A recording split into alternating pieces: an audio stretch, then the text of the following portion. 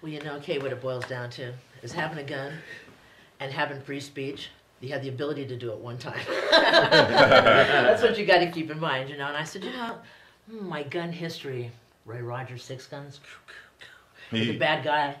You know, I love that spanky stuff, that word for me. And I shot the sheriff. Woohoo, yeah, I love that tune. And the bang, bang, I shot him dead. You know, I love those tunes. I was singing the melody. But, you know, I'm really not a fan of Mr. Gunn. And Boy Bullet, it's just not my thing, you know.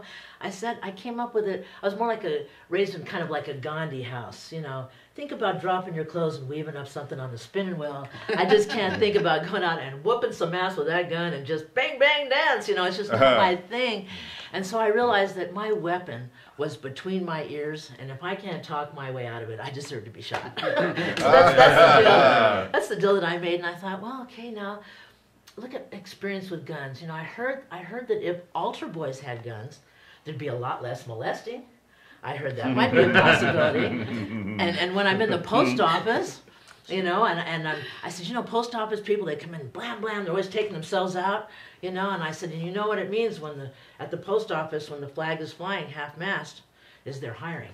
You know, so I mean, I guess it kind of works out for them. You know? And I said, but guns create this imbalance. You know, George Carlin talked about, you know, how fuck and kill were exchangeable. Hey, Sheriff, get down off of that horse because I'm going to fuck you. You know, I said, well, maybe that kind of works for some people. But there's this imbalance of you got to do it, what's in front of you. Somebody's going to point a gun, you're going to do the happy dance, you're going to figure out some way. I said, but you know, I like that guy, that MacGyver guy, where you just throw a box of chocolates on him and it fixes everything. I like to think there'd be some other way. And I use the universal thing, you know, surround myself in white light, killer white light, you know, and try to find some balance, you know. But there's an imbalance in this country where we're making everybody afraid, you know, got to have weapons. I have a friend who has an entire room full of weapons, and another friend of mine that says, you know, screw the guns. He goes, it's the ammunition. Whatever. It's a problem, you know. And then I heard guys with guns say, well, you know how respectful everybody is when you come in the room and you've all got a gun. How you doing, Fred? Nice. You know. I said, but it's just not my thing. And you look at this war, what happens with guns, there's this thing called trigger happy. Bang, bang. You know, I go, people get so crazy. Imagine what it's like in a country where you don't know who to be afraid of, where everybody looks alike. And you get just so scared out of your mind that you're shooting whatever comes to you. And I think that's what's happening with Americans. I think we have to rethink our process and use our brains more. You know, I'll be hiding in the corner, or here, take them damn jewels. Rings, no problem. Go ahead, have a happy life. I don't care, because nothing of those valuables mean anything to me. But taking a life, that means something to me.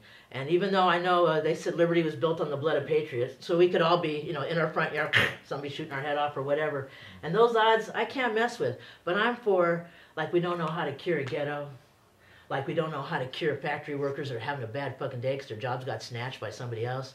You know, we know how to do it. We got intellect, we have brains, we have creativity, we have imagination. And I know that might not help in a bad poker game. But that's what I'm doing, and I'm sticking to it. Thank you, Laurie. Laurie Buckley.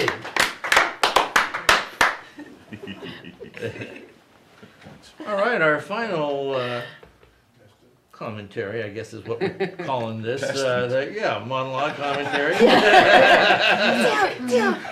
He's a regular contributor to the Huffington Post. He's an actor, and you've seen him in all your favorite movies. Rick Overton.